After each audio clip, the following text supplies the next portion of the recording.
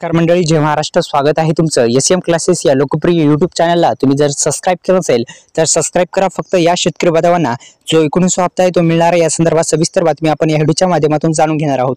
एकंदरीत 19 हप्ता येण्यापूर्वी काय काय कामे करायचे या संदर्भात सुद्धा सविस्तर माहितीचा व्हिडिओ आपण आणलेला आहे. एकंदरीत नमो शेतकरी महासन्मान निधी योजनेचा पण हप्ता सोबत येणार का या संदर्भात सुद्धा माहिती घेणार आहोत.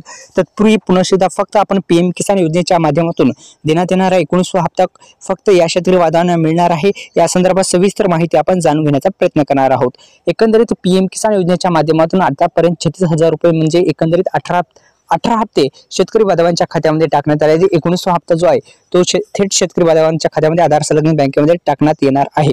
तर एकंदरीत पीएम किसान योजनेच्या माध्यमातून आतापर्यंत 18 हप्ते टाकण्यात आले आहेत. 19 हप्ता थेट शेतकरी बांधवांच्या खात्यामध्ये जमा होणार आहे. दुसरं म्हणजे मित्रांनो, पीएम किसान योजनेच्या अधिकृत वेबसाईटला भेट द्यावीच लागणार आहे. कारण की अधिकृत वेबसाईटला जर भेट दिली तर निश्चितच तुम्हाला जे पीएम किसान योजनेचं स्टेटस आहे ते तुम्ही काढू शकता. आणि पीएम किसान योजनेचं जर तुम्ही स्टेटस काढलं त्यामध्ये काही प्रॉब्लेम वाटला तर दुरुस्त करून घ्या. जेणेकरून काही प्रॉब्लेम वाटला तर दुरुस्त करा. लँड सेलिंग स्टेटस, आधार सेलिंग स्टेटस, ई-केवायसी हे तिन्ही प्रॉब्लेम दुरुस्त ज्या शेतकरी बांधवांची असणार त्या शेतकरी बांधवांना 19 हप्ता मिळणार आहे, हे लक्षात घ्या.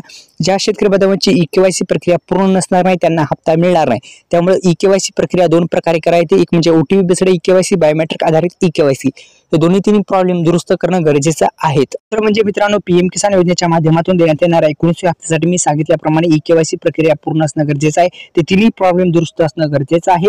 हे काम तुम्ही करणं गरजेचं आहे. तसेच मित्रांनो, हे जर काही प्रॉब्लेम असेल तर दुरुस्त करून घ्या. आधार कार्डला कोणती बँक लिंक आहे ते एकदा चेक करा, जेणेकरून हप्ता कोणत्या बँकेमध्ये चालला आहे तुम्हाला निश्चितच कळेल. तर एकंदरीत मित्रांनो, आपल्या युट्यूब चॅनलला तुम्ही सबस्क्राईब केलं नसेल तर सबस्क्राईब करून घ्या. धन्यवाद.